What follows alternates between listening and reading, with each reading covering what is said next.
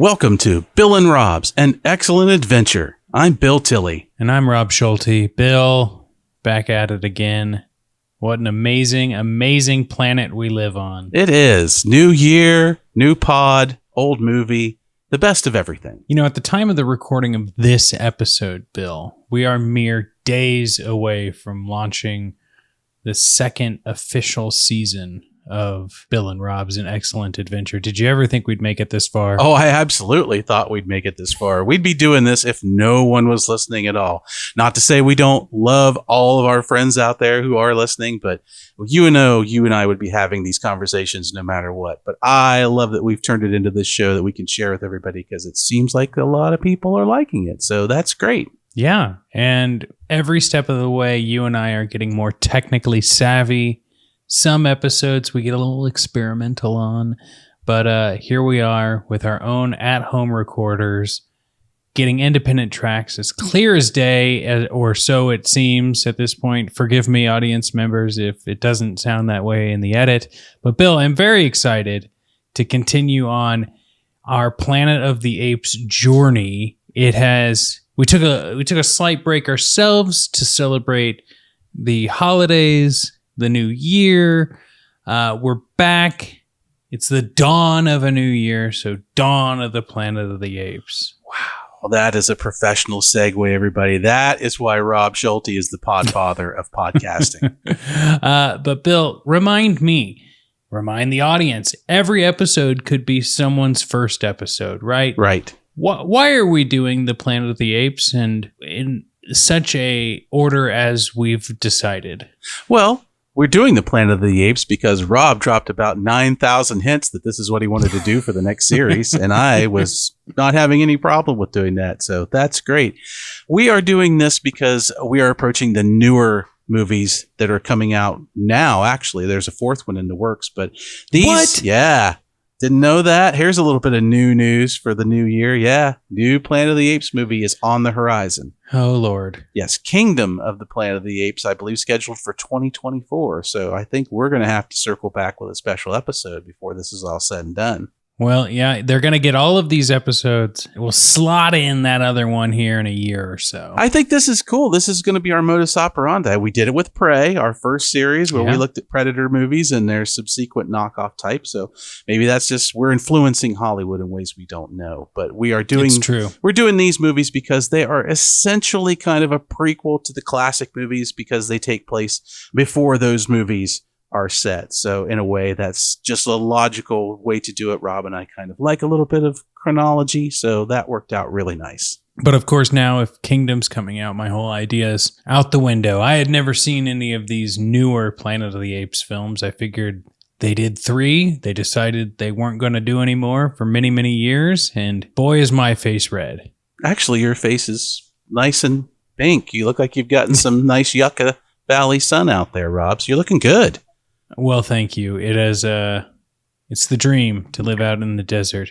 But boy, this movie feels like a dream. I'll just put it out there. Yeah, fever dream. Yeah, and maybe I should just read the back of the box and then we can give our thoughts on today's movie before hitting our patented segments.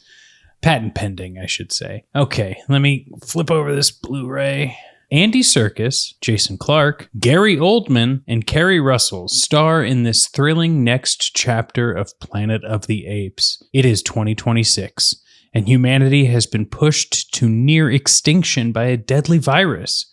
When a group of survivors desperate to find a new source of power travels into the woods near San Francisco, they discover a highly evolved community of intelligent apes led by Caesar. The two species form a fragile peace agreement, but dissension grows and the groups find themselves hurtling toward an all-out war. Ooh, ooh, ah, ah. That was some editorializing by me. That was frightening. It felt like I was right in the middle of the ape action. Don't do that to me, Robs. I'm so sorry. Yeah, so sequel to, Rise of the Planet of the Apes. And, here's my initial thoughts, because we're going to get specific once we get into those segments. But I was really excited to watch this one. I had an idea of where the story was going to go, the way the last one ends, where we see the virus spreading with the pilot and all of that. I didn't know it was going to jump this far into the future. I kind of dug that. I thought that was fun. I like seeing, post-apocalyptic, this is where we're at sort of idea, but didn't expect no Franco. No Franco. And, that's fine. Whatever. No Franco, no Beano, none of that. Yeah. Now let me ask you a question though, Bill. Do you feel the CGI was on par with the first one? I do, but the fact that there's so much more of it really colors how I look at this movie. Okay. And maybe more on that later. Correct. Maybe more on that later. I think this feels a lot like the middle of a trilogy, even though apparently there's going to be 4.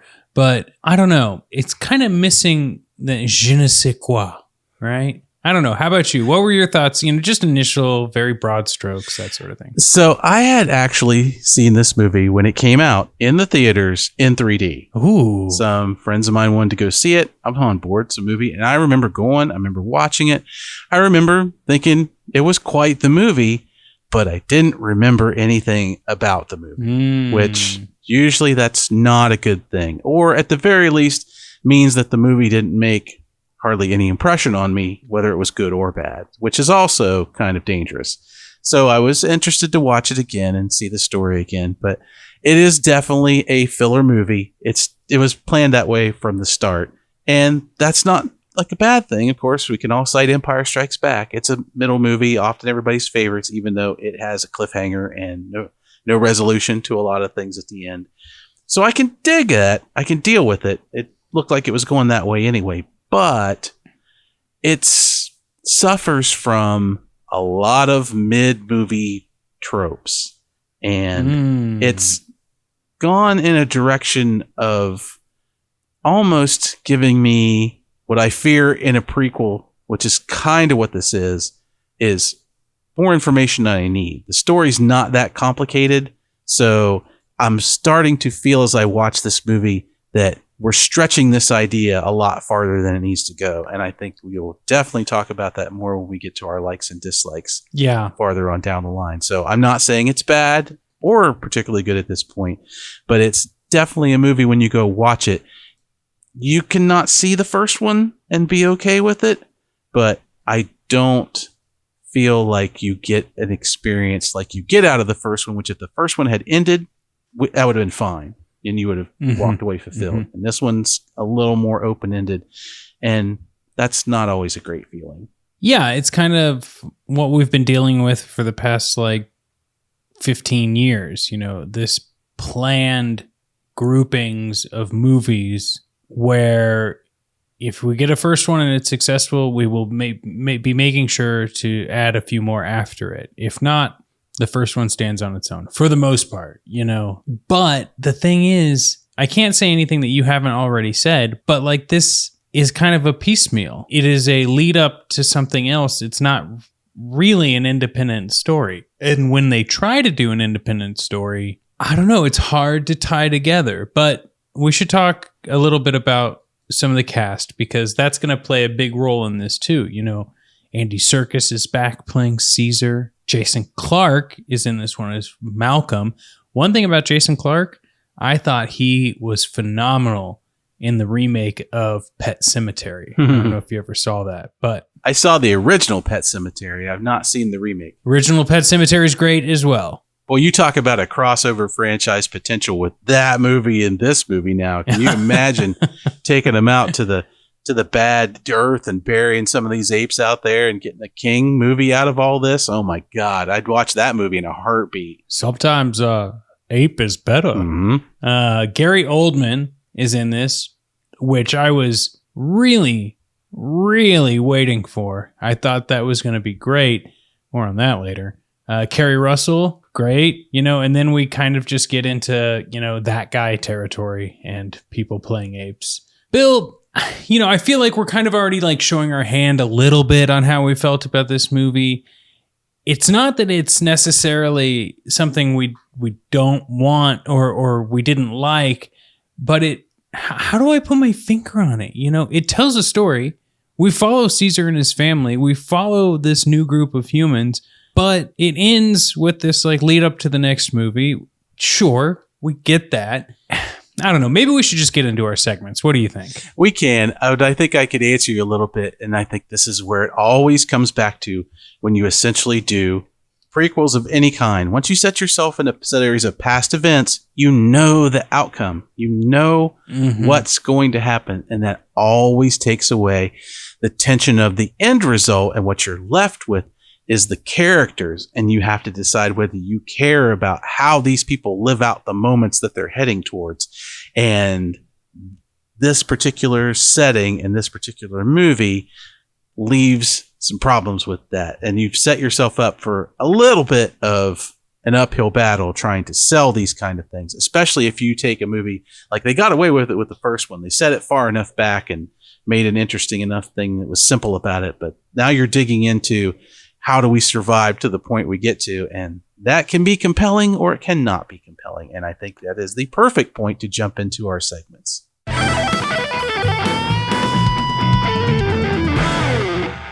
Bill, our first segment is called Evolutionary Studies. We're going to discuss some interesting facts, trivia, things that when we did our own research, what we wanted to talk about. What was one of yours that you jumped out to you? One of the things that jumped out at me was so practical. It made me laugh and feel sad at the same time.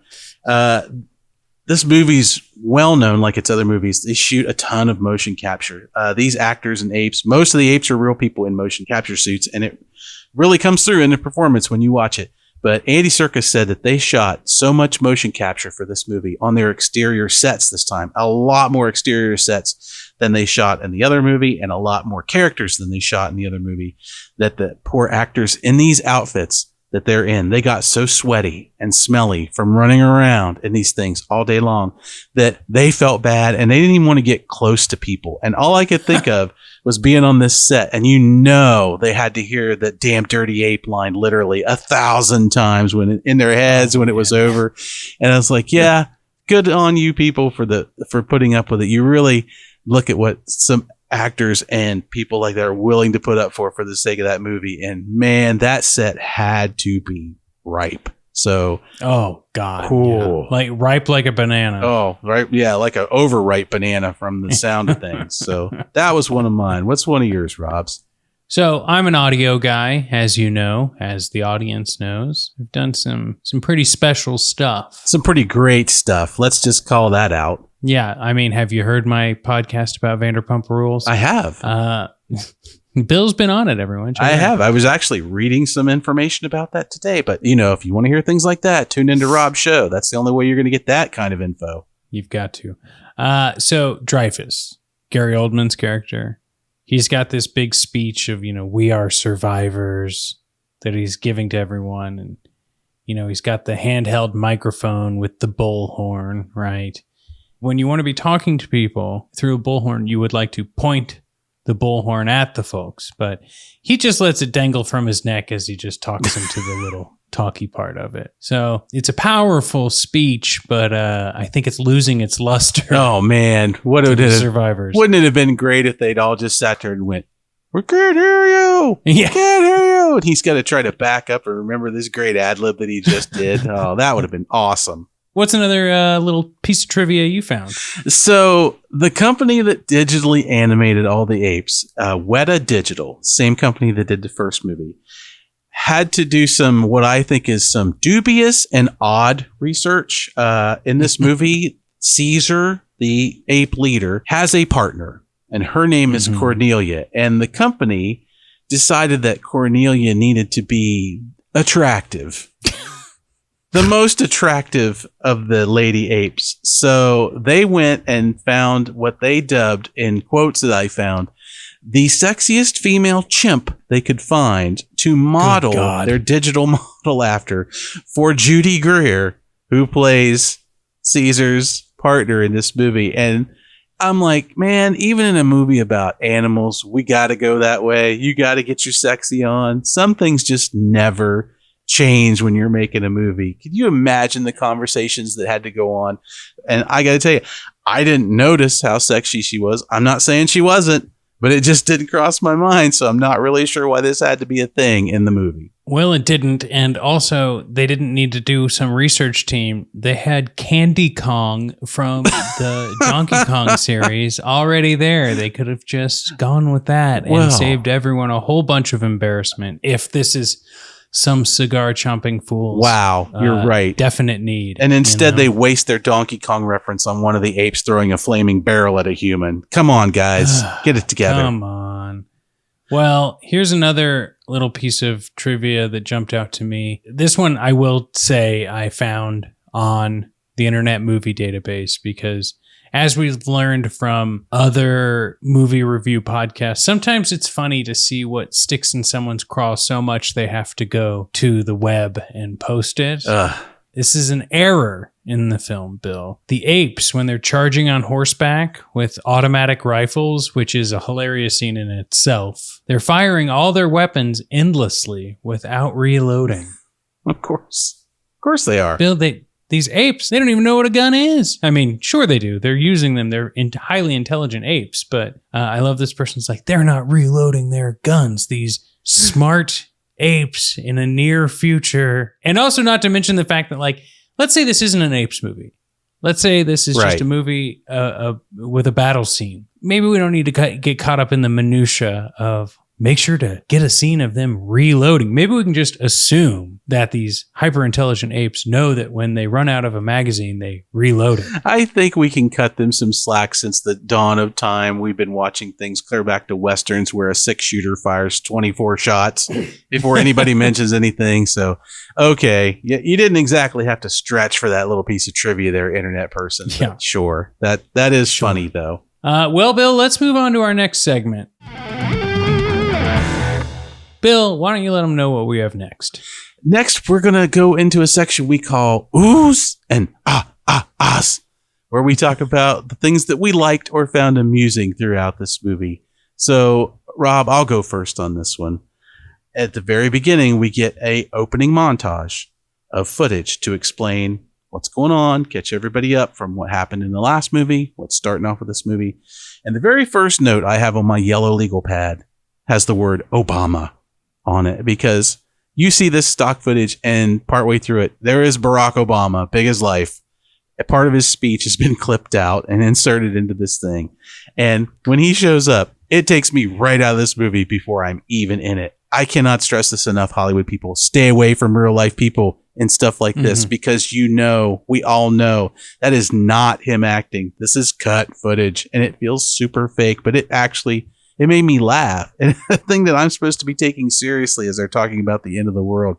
And I just couldn't do it. Yeah, it reminds me of when Clinton was in Contact. 100%. 100% that's what I thought of. Absolutely no reason. It's not giving anything to the film. No, that's why in movies you get fake presidents and fake cabinet members and whatever. You get Donald Pleasance as the president and Escape from New York. You don't need to know who really was at that kind of stuff. Just don't give us real people. Don't do that. 100%. One thing I really liked in this movie, because as you know, there's a time and place for things to be spelled out, right? And some movies need it, some movies don't. Some movies you can tell people think an audience needs it, and that's even worse. They never actually tell us what happens to Will in this movie, James Franco's character from the first one. But when Caesar returns to his house, we can see the big X on the stoop by the door. And I think that's just subtle enough. It shows that, like, okay, this house is probably marked as infected people in here, which just tells us James Franco got infected and died. Or at least leads us to that in a way that is pretty nice. I think pretty smooth there. It wasn't just like Caesar monologuing as he's healing about how, and then when Will died, Yeah, that was actually really great. It was a powerful moment. It's subtle and it's poignant, and it's all done through him not even really saying anything, just seeing it. Yeah. So you picked a great one. Yeah. Well, what else did you get? Well, I really like the apes waging war at the end of this movie. I mean, this is a movie, Dawn of the Planet of the Apes, war, everything, Planet of the Apes. So it's great to finally see everyone in this movie go bananas. Yes, that is a pun that I wrote right into our notes. So I won't even, I'm shameless. I admit it. He did it, people. It's been such a tease. We're actually almost at this point, we're 2 3/4 movies into the tease of the Planet of the Apes, where the apes really start kicking it. And when it happens, it is a ton of fun, regardless of what internet pedant ammo reloader person says. It is fun and exciting and energetic and completely ridiculous. Ridiculous in a way that I can get with, because there is some shooting and some tanks and some apes with machine guns. I mean, it's everything I wanted out of this kind of a conflict, and it is well worth the price of admission for this particular point in the movie. So if you would like to see an ape in a tank firing a machine gun, humans armed with rocket launchers and flaming barrels of gasoline, then this is the movie for you. I couldn't agree more. That whole set piece is pretty fun to watch, but more on that later. Counter to that, Bill, I really enjoyed seeing all of the apes enter the human city area towards the beginning of the movie. Like, it kind of really sets the tone. It's like, you stay out of our house, we'll stay out of yours. We're not here to fight you, but understand that there's a lot of us. Yeah, it's super imposing when that happens, and it's kind of cool and calm. So yeah, that is an awesome introduction to the humans and the apes seeing each other off. So I like that one too, Robs. That's a great pick. Yeah, it was a lot of fun. But Bill, who's your champ chimp? My champ chimp, the character in the movie that I just really kind of liked or loved above all else. I got to tell you, I'm going to give it to Toby Kebbell, our basic ape villain in this movie. He is a lot of fun to watch. He is over the top. He's a zealot. He is bad. He is a bad ape. He does bad things. And you get his story in the first movie. You get it recapped enough in the second movie that you understand what makes him that way. And that actually makes him relatable in a way that I think we all kind of understand. And he's relatable to me in a way that's more than a lot of the other characters in this movie are. They're either weird or they're one-dimensional, but Koba's got a reason for being who he is. And while I don't support his AP decisions in a lot of ways, I do get why he did what he did. So he's my champ chimp. Who's yours, Robs? Oh, wow. Well, first I got to say, Koba really shines when he like tricks those stupid humans with his like juggling act and then grabbing the gun. Oh my God, that's awesome. And I have to say that scene too, like I felt like one of those dumb humans because I was like, look at him. He's totally full. Oh yeah. I was like really brought in on it as well. Oh yeah. Could totally see falling for this no matter what, because we're just bred to love this moment. So yeah. Yeah. Well, we said it last time, it might have been on you, but like just Andy Serkis just continues to bring the heat, and you have to, well, it brings the heat in that smelly suit for sure. Yeah. But you have to just imagine that he was like a mentor to like all of these people acting as apes. You know, I went to college for the theater arts, and one of the things my favorite professor, John Gronbeck Tedesco, used to say was, watch Star Trek The Next Generation and watch the evolution of acting in that show. By the last season, everyone has learned from Patrick Stewart. And when you look at that, you're like, oh my God, yeah, not everyone is acting like Captain Picard, but everyone is acting as well or as if they took training from Patrick Stewart in the final season of Next Gen. And I was just like, wow, that is like what's going on with Andy Serkis here. But does that also explain why every time you come on camera, it's through a big velvet set of curtains that Mrs. Columbo has to pull on a rope to pull apart, and there's a spotlight on you constantly while we're recording? Absolutely. Well, it's showmanship. Hey, we've all learned something on this podcast today, and that's awesome. I love it. I love learning. Well, you know what else I love? I love driving us bananas. Now, Bill, this is the things maybe we didn't like as much, or things we thought were silly in the movie at hand, Dawn of the Planet of the Apes.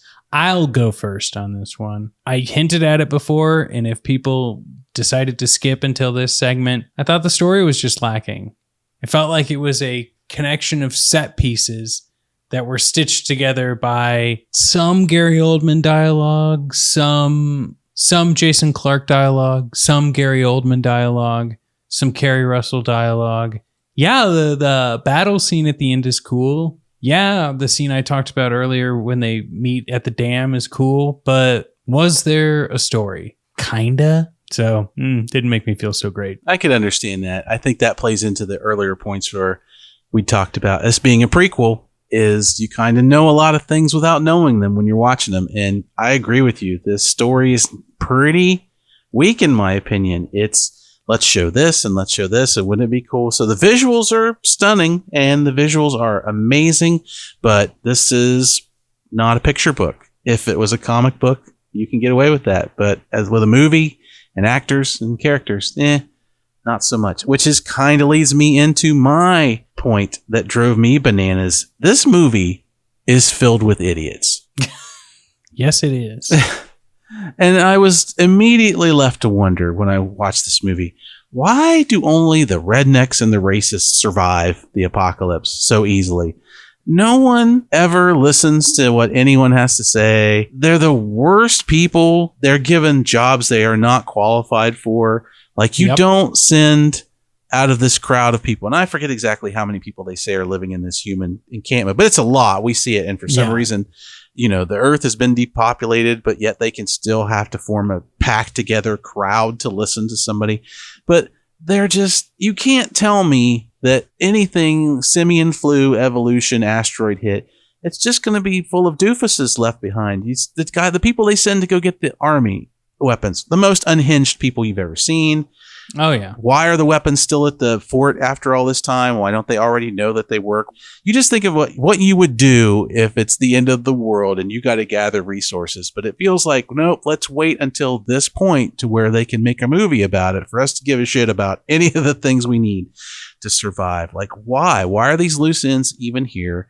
And why haven't they spent a whole bunch of time getting ready for whatever could happen and not just figuring out how to point the bullhorn in the wrong direction or make sure that they've got plenty of books in their apartment or why? I'm sorry. Like if anything like this ever happened, I would take Mrs. Columbo, I would take Elvis, and we would figure out how to survive. It would be nice to meet other people, but obviously we have seen what's on the horizon. Yeah. And I'm going to throw this out here now because this was a discussion I've had on several things. One of them being friends who watch The Walking Dead. Surely there are some military people that survive. Surely there are military bases that are left with some people on them. Like, why don't the movies take place in those? Like, that seems to be like the logical place that the soldiers and the armed services would gather what survivors were, let's face it, worth surviving. Not everybody's going to be great or in a great position at this. And shouldn't they take place in these places already? Like, that's where everybody would congregate. I know where the National Guard base is from my house. You think that's not where I'm heading when trouble goes down? It's just weird that when the earth gets destroyed in these movies or wiped out, they spend a lot of time lamenting for what was when it's gone. Like, we got to get the dam and the power and all this stuff. And we're living in San Francisco in a place that doesn't look like the best place to be living in. Like, why aren't you living in the Armory instead of this weird condo that you've all lived? Hey, man, you don't have to worry about rent control. That landlord's dead. Yeah. So everything's great. Go to a better place. So when I start asking myself these questions during the movie about why are you so dumb? Why are you so dumb? Why are you so dumb? It just gets to be a drag after a while. And so that's why, once again, all the human parts in the Planet of the Apes movies start pulling me down. It just goes into my next thought. Like, there's too many questions that could easily have been sorted out, which then makes for a movie to have too slow of a pace. And it doesn't have to, it's not that it was like slogging and I was like, oh, okay, let's get on it. But like coming from Rise, the first one, which also had some serious pacing problems, it's like, that's when you can go, oh, let's fix that in the next one, and they didn't. And so that kind of felt like a 1-2 punch on this one. So it's like, you're going to make kind of like an unbelievable scenario, add in some more unbelievable technical moments, like you said, and you're also going to keep it kind of slow. That's unfortunate. But Bill, who's your dirty ape? My Dirty Ape is unfortunately one of the heroes of our movie. It's Jason Clarke as Malcolm. He seems like a perfectly nice actor, but his character is not smart. He's just not smart. He does not lead well. He doesn't avoid obvious problems. He has a guy on his team, Carver, who in the earlier part of the movie is immediately shown to be untrustworthy and kind of dumb and a super ape racist and all these things, but yet he's picked to go on the vital mission to restore the hydroelectric dam, and he has to go and be friends with the apes. This is like picking Ted Bundy to be on the board of your college orientation program. No, you don't do that. This is the wrong guy for that.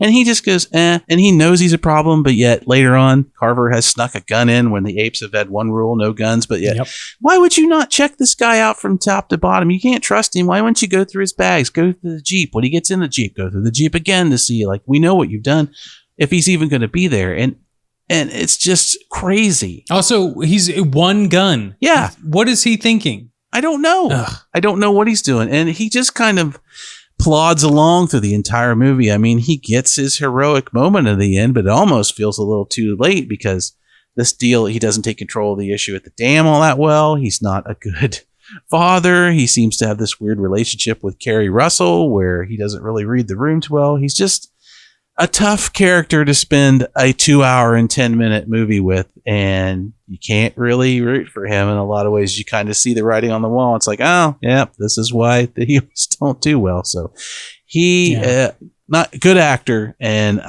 once again, that's usually a problem with the story, not the actor. But he, unfortunately, the character of Malcolm is my Dirty Ape. I agree, and I think like Redemption, watch his Pet Sematary. You know, people got their problems with this remake of Pet Sematary, but it has John Lithgow. I think that's a winning combination, unless you're Rise of the Planet of the Apes. But my Dirty Ape, unfortunately, also Lithgow related. Could have done without Gary Oldman. Really? He got the Lithgow effect in this movie. Underused. Now, don't get me wrong. Gary Oldman, we all know he's a fantastic actor, but they used the Gary Oldman scenes in this movie, and it didn't need to be Gary Oldman. It really pulled me from the movie when we saw it because I was just like, oh shit, this is the same thing as last time.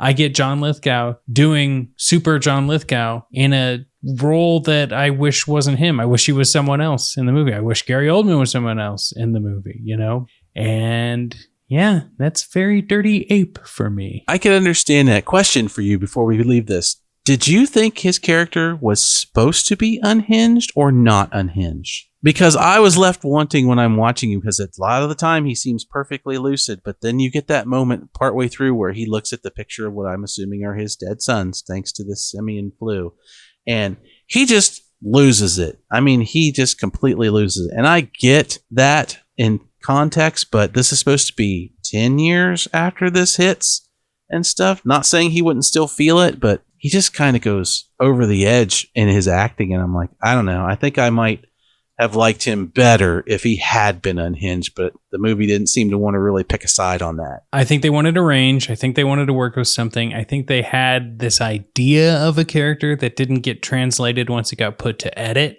right? But I also feel like they were like, hey, remember when you scream everyone in Leon the Professional? Can we get a take that's kind of like that, but like for our Planet of the Apes movie? Because then we could really cash in on the memification of our movie. Wow. And it didn't pan out. Yeah. It left more questions than answers, my friend. I believe that, because I was thinking somebody probably told him, it's like, hey, when you're talking to the people, can you be more Commissioner Gordon? A little more of that while we're doing it? And I'm like, oh, okay.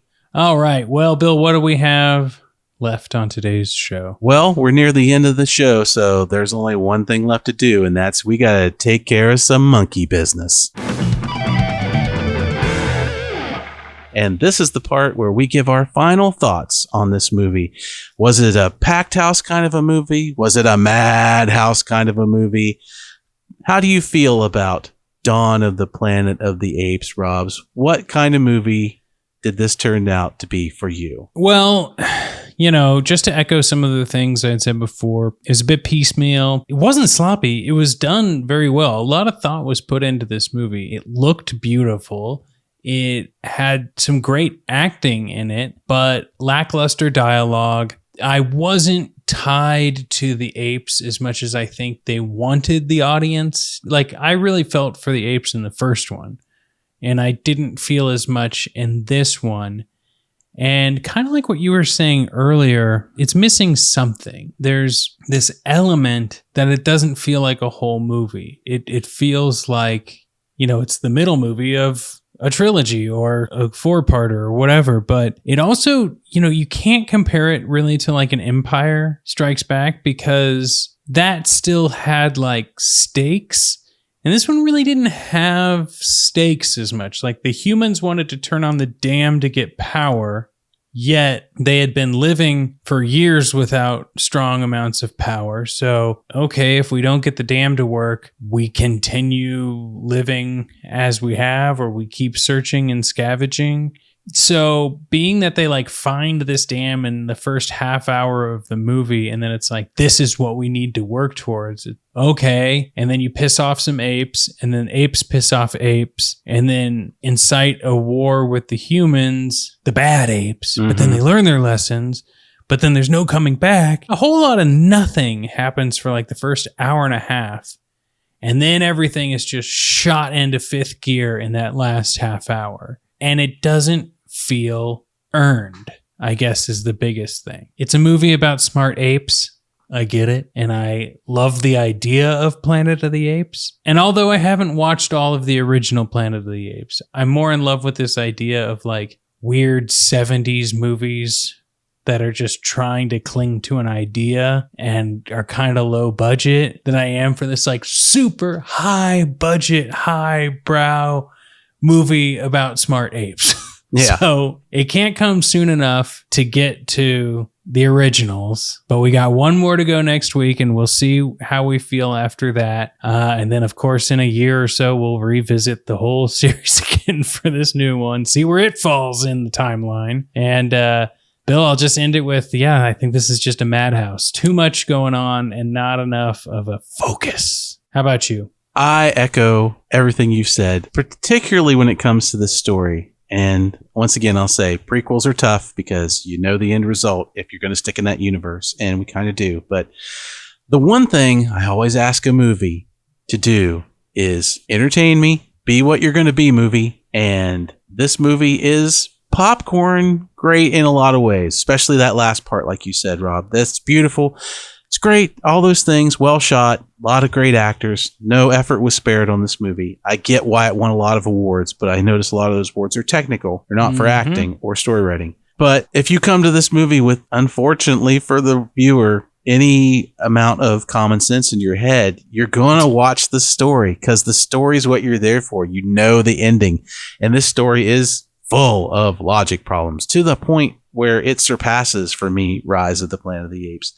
And so it doesn't do either thing all that well. It's great popcorn in some spots, but you got to slog through the story in the other spots. And so I wound up walking away feeling like, which is not what you want from any movie at all. I want to feel something. Even if they'd gone all one direction, I could have at least felt rage that I didn't get any popcorn stuff in this movie. So I applaud them for all the work that they did, but it brings me back to the thought of, I don't think we needed this movie, and I'm going to doubt that we need the next movie because I don't care about the humans. The humans are all going to go away. So I think if they'd taken this movie and done what I think, which is say it was set on a military base and the commanders and the soldiers are already in place and they're just shoring up for the war, and you get some interesting fight scenes and military stuff, and you see how things can go wrong and why they fail, then yeah. But you didn't write me any good characters that I really care about. And so it's just this other weird apocalyptic group of people slugging it out for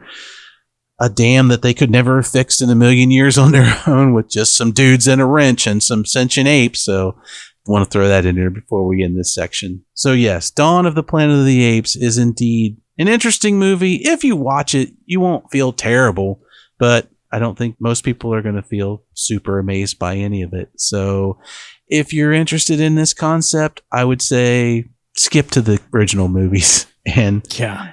if you do wind up watching this movie, that's fine, but don't expect to be too impressed with it. But it won't kill you either way. Yeah. I mean, hell, fast forward if you want to fast forward. And that, that's maybe not the shining achievement of a movie, but like sometimes I feel like people need that permission. Oh, yeah, absolutely. I mean, if you watch it, I'd say do what we're doing and tell a friend about it, because it is a fun movie to talk about for its craziness, or turn it into a drinking game. And every time the humans do something ridiculous, or the apes, because they're not immune to it. Caesar should have thrown Koba off a cliff within the first 6 minutes of this movie, because he's trouble coming, but he's not much smarter than Malcolm in that point. So every time somebody does something dumb, then ape shall give ape shot and have a good time, or just laugh with your friends. You don't have to drink over this thing. So just laugh like Robs and I do. That's true. Well, Bill, another exciting episode of Bill and Rob's An Excellent Adventure is in the books. Is there anything you'd like to plug, bring to anyone's attention before we get to our credits today? What I'd like to plug is us, Robs. Check us out on the social medias. You can follow me at BillTilly1973 on Instagram, Twitter. We have a Bill and Rob's Twitter account and Instagram account. Give those a follow as well, Bill and Rob's, and we're posting stuff over there and ramping up. We're trying to put some more stuff into this production. So we also have a merch store that we are going to have some items in. We have one there now, but we're going to be adding some more and some interesting things. Rob and I are coming up with some things you might not see in other places, or at least things that amuse us. And let's be fair, that's kind of what we do around here. And I would also like to say, if you want to support us, that's the best thing you can do. That's my plug. Support our show. Tell it to a friend. Check out our other friends. We are part of the Bridge Burner Collective of podcasts. You can search for us there and the other shows that we're involved with, Piloting Error, Reenacted Pod, and we just have a great time. We're all about supporting our other shows. And if you like, you can follow us in those accounts as well. Just share us, share it with a friend, tell a friend. We don't have a lot of corporate sponsorship, and by that I mean none. So it's just me and Robs and some friends plugging away. So if you can get the word out about us, we would greatly appreciate it. That's great, Bill. I couldn't have said it any better myself. The only thing I want to plug is everything you just said. So go back, everyone, flip back the 15-second marker on your podcast and listen to Bill say it again. But we do have a couple credits. Now, Bill, most of the credits can all be found in the show notes. So let's just say thank you to everyone who's been a part of this show. We've got theme music, art, everything, and links to the people who have helped us there. We couldn't have done it without them, and we couldn't do it without our fans, like you said. So with that, I say another fantastic episode of Bill and Rob's An Excellent Adventure, and I will see you next time. See you, Robs.